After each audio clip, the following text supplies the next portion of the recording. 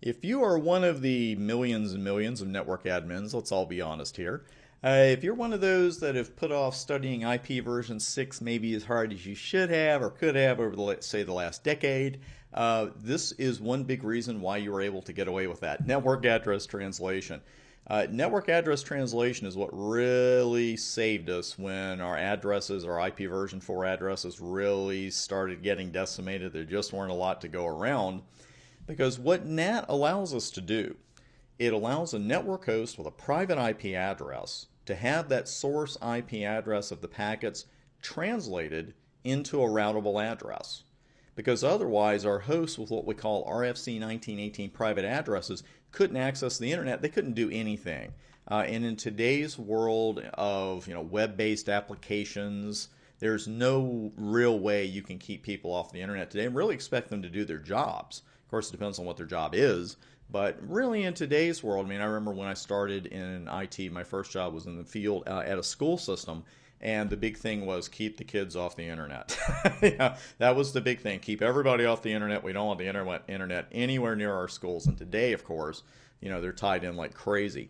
So in this particular example, without NAT or PAT, the host couldn't do anything. It's got a private address. And these are the three private address ranges. You really want to watch these on exam day because it could certainly be fertile ground for an exam question just to show you a list of addresses and say, okay, which one of these are private? Which one of these could be used on a host and get to the internet without any help? And you got to have these three ranges down. And the reason I'm saying to be so careful with them is that their masks are not the same as the masks for the full class of networks A, B, and C. See what I'm talking about? Because with Class A, our range is 10.00/8. With B, it's 172.16.00/12. And then C, it's 192.168.00/16. So we're not talking 8.16.24 here like we were with the full classes. Just being blunt, as I always am, the hardest part of NAT is probably coming up if you've never seen it. Right now with some terminology, because these are some odd terms. I'm with you on this if you've wondered how these particular terms came about. But they've been around for a while, so we got to know them. Once you get used to them, they're easy exam points. Inside local addresses. These are hosts on the inside network that use these addresses to communicate with other hosts on that same network. They are private addresses. They're the addresses that are actually configured on the host, whether that be manual or hopefully DHCP assigned them. And in the diagram we looked at a moment ago, the inside local address is 10.1.1.16. Now, these inside local addresses, they are translated into inside global addresses. Not the most intuitive term we've ever heard. But inside global addresses, all they are is a routable address. Inside local addresses are translated to inside global addresses. Now we haven't configured NAT yet, so there is no global address in that illustration. But actually, let me bring up a lab that I was running. And we're going to have a couple of live labs here. So, statu, let's try. That's stat.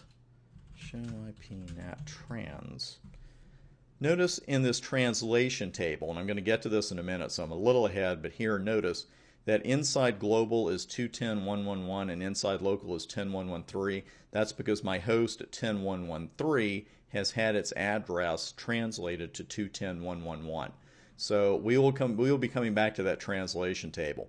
But as far as the outside global and outside local addresses go, those are the addresses that NAT uses on a remote network. They're the addresses and the translation involved in someone talking to us. The way I've always remembered this, and the way I wrapped my head around it, and it seems to have stayed there, so I recommend it for you too, these terms are relative, inside and outside. If they're addresses on your end of the connection, on your end of the WAN, they're inside. If they're addresses on the remote end of the WAN, they're outside. You can see in this example I've got a NAT router, source IP of 10.1.1.1. It's being translated to 150.1.1.1, and that's it. I mean, this is so uncomplicated that I'm surprised it's on the exam, except it's so popular. Really, there's nothing tricky about this. This is going to be easy exam points for you. We have 3 different flavors of this, if you will, 3 different kinds we can run, and you're going to see the details of all 3 in these videos. But once you have these addresses down, you know what's going on with the translation, you're going to be gold. Now the NAT router here, when I say that, it's just almost any Cisco router. NAT is not a huge hog as far as the CPU, that kind of thing goes. So really just about any border router that you're going to find that's facing the internet from Cisco is going to be able to run NAT. Now the other thing here is that the destination host never sees any of this going on. It never sees the private address, it only sees the public one. And when the packet comes back, the NAT router is going to look at any packet coming back in with a destination of 150.1.1.1 and say, okay, wait a minute, that address is a NAT address that we're using and I have that mapped to 10.1.1.1. In essence, it looks in this translation table. Show IP NAT translation is the full command. This is the translation table it keeps. And it can get pretty big. But that's the key right there. It's going to look in this table and say, oh, okay, if I get packets, in this case, from 210.1.1.1, I know that I got to translate that address back to 10.1.1.3 and then go ahead and forward it. And that's it. The only device in the entire process that even knows this happened is the NAT router. We don't have to go to the host device. We don't have to go to the switch. We don't have to do any of that. We just have to configure it on the router itself.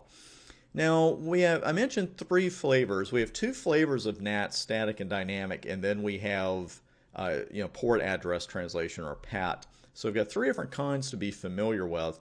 And frankly, the first one with static NAT, you're going to see this is not a scalable solution in today's world, not terribly practical.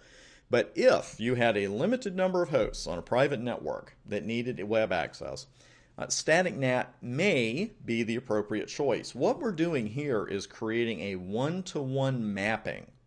See, with dynamic NAT, just to give you a quick preview, and we saw a little bit of that here, with dynamic NAT, which is what I have running here, we create a pool of addresses, and they're pulled as needed. The problem with static NAT, the reason I'm showing you that now is to compare it to static NAT. Static NAT's big issue is when we create these static mappings and that particular host is not using that routable IP address, then it's just sitting there. And that's not really a practical solution, again, in today's world. In this particular example, a bit of a fantasy land, I grant you, but we've got 3 hosts on the Class A 1918 private address range. And the router's Ethernet 0 interface is connected to that network, and the internet is reachable via serial 0, and the IP address there is 210.1.1.1. And again, a bit of a fantasy land. All the other addresses in that range are available to us for NAT. Well, with static NAT, we'll have to create 3 separate mappings. That's the easy part to remember. The commands in NAT are a little long, so we're going to be using iOS help a lot. I want you to see the different options. That's the easy part to remember, though. The number one error in NAT and PAT configurations is something very simple. It's forgetting to use the IP NAT inside and IP NAT outside commands on the appropriate interfaces. And as you could guess from here, I'm sure I don't even have to tell you which interface would need which command, but I do it anyway. It's my job. Ethernet 0, of course, would be IP NAT inside because it is facing the inside network that is going to have the hosts that have their addresses translated, and IP NAT outside would go on serial 0. I tend to put those on first before I do any of this other stuff we're going to see as far as an access list or am I overloading a port, any of that stuff. I always do IP NAT inside and IP NAT outside first. Doesn't hurt a thing, and that way, by golly, you do not forget it. And actually, we're going to stop right here and run that config. We're going to do a static NAT lab, and then we'll talk about dynamics. I'll see you in the next video. We'll run that lab.